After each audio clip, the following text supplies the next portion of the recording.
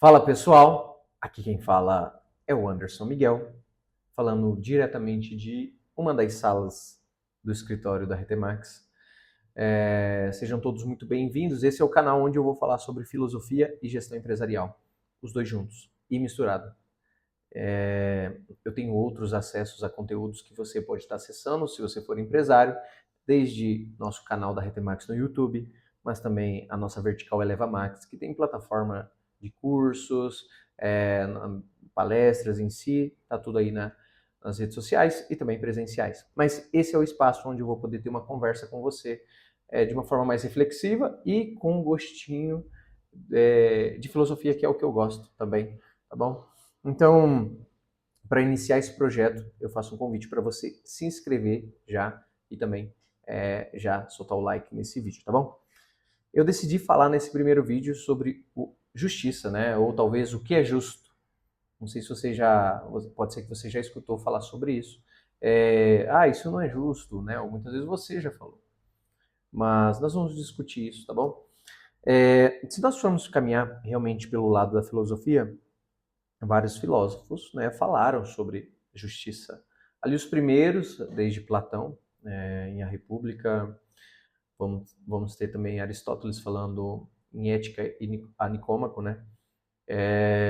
John Rawls, ele fala sobre uma teoria de justiça, e John Rawls eu acredito que está bastante na filosofia do direito. Eu acredito, eu não tive filosofia do direito na faculdade, mas por ele falar sobre alguns princípios, como o princípio de liberdade, princípio de equidade, tudo mais, tá bom?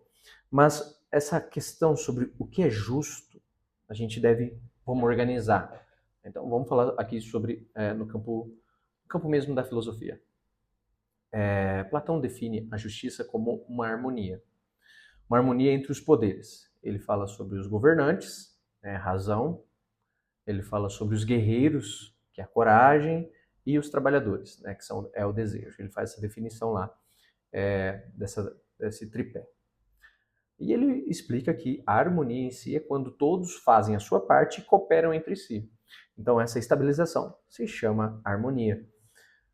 É interessante e faz todo sentido, até porque em outras repúblicas, né, que vieram a ter, também tem essa questão do tripé, muitas vezes de forma diferente, assim como é no Brasil, mas ele traz essa questão, tá?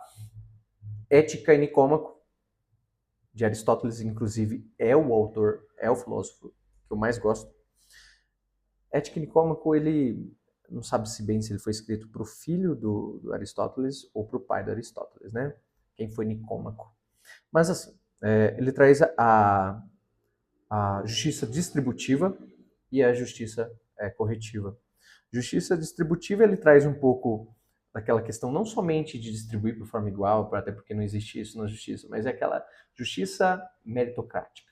A gente ouve falar muito disso hoje, que há uns que podem mais, incumbido mais. Né? Então, é justo que para um rico, né, seja cobrado tais taxas, para um pobre, tais. Então, ele traz essa questão, obviamente não falando de imposto, né, mas a cada um lhe cabe cada coisa. E a justiça corretiva é aquela que atua quando tem uma injustiça, né? A justiça corretiva sendo essa por definição.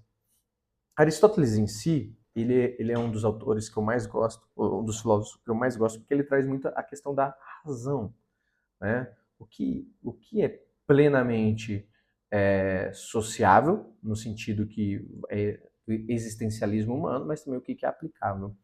Né? Então, em Ética a Nicômaco, ele vai trazer isso.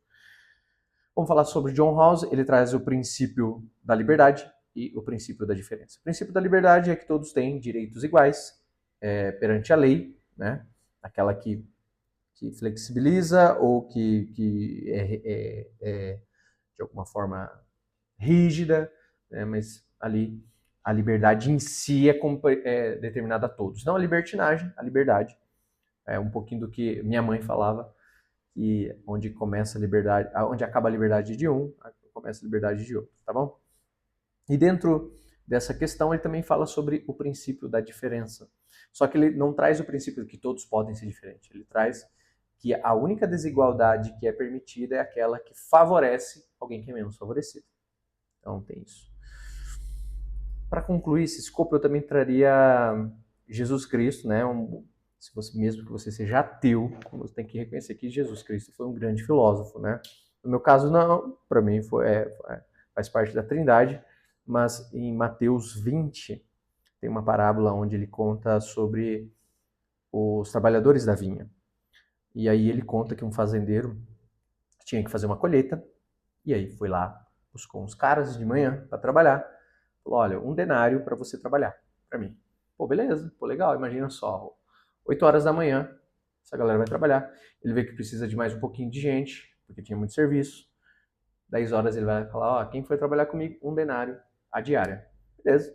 À tarde ele vai e procura mais uma galera, fica que tá precisando.